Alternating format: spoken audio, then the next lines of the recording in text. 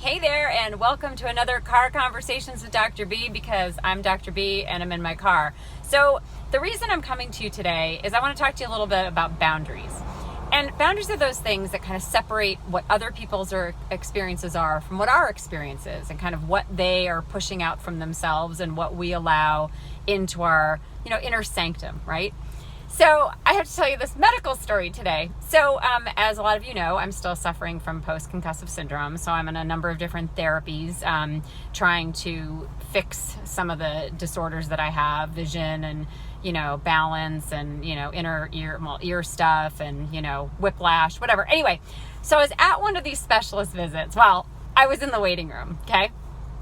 And I was sitting next to like a few seats down from a young man, maybe in his late teens, early 20s, right? I don't know him. So we were both waiting for our appointment, and these are 45-minute appointments that they charge some good money for. And it's right to the 45 minutes. Like, trust me, at 44:30, they're like counting the seconds to kick your butt out, okay? So anyway, I'm there. I'm a couple minutes early, totally appropriate. And the woman comes out who's going to see me, and we always go into a private room, and we go through like homework, like did I do the exercises? How am I feeling? She does a test. She takes copious notes. We go through more exercises, stand up, sit down, different things, right? Anyway, so she walks out and she greets us. And I said us, and I mean us. I wasn't with anyone, but there was a guy a few seats down from me, right? And she said, so it looks like Bridget and Jeff, you're both with me today. And I'm like, okay, like I've never been to a visit where I was left alone in a room for some period of time to do stuff on my own, but I mean, bring it if that's what I'm supposed to do now. So she leads us back, and he walks into the room where oftentimes it's one of the most frequent rooms that we go into. And then she goes in and she pulls a chair aside from like the other side of the room and sits it at the desk where usually there's one client and the practitioner. And then, right, like that's it, the two of us. She pulls another chair aside. And then I'm standing in the doorway, clearly uncomfortable. And she says, Bridget, come on in. Well, I'm like, wait, what? Like, we're both going to be in the same room at the same time? And she shuts the door behind me as I make my way slowly in, pensive as anything, right? I sit down in the chair, like almost not even sitting fully in the chair. I'm so incredibly uncomfortable.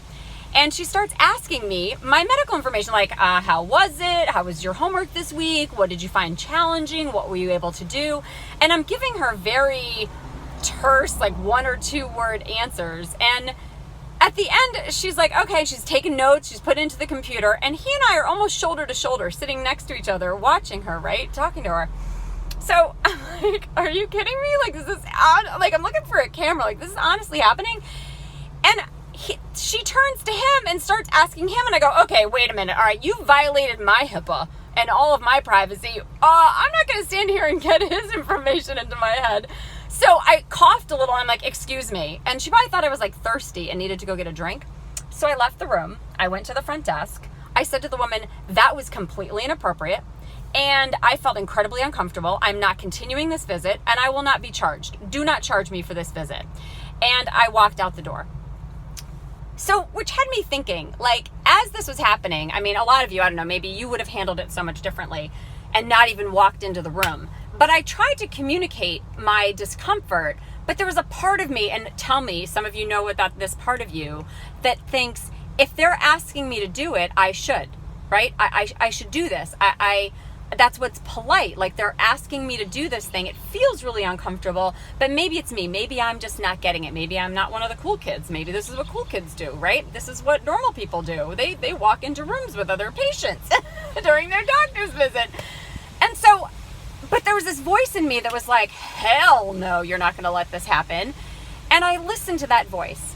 And I just wanted to say to you guys out there who may be struggling trying to find that voice at times, I did not always have that voice. There was a version of me, a long-term version of me, that would have sat my ass in that seat and sat there for the entirety of that visit and gone through everything, left there feeling completely violated and uncomfortable, but never having said a thing. Or another slight adapted version of me would have said like passive aggressive BS during the entire thing to let her know I'm uncomfortable and to punish her while she was doing this nonsense, but not actually get up and walk myself out of there. So I just want you guys to feel the permission to listen to that inner what the voice and get out, because you are in charge of your boundaries and also of filing complaints to, local medical boards. Anyway, with that, thanks for listening, watching, and remember to go out there and be the light. Love you guys. Mwah.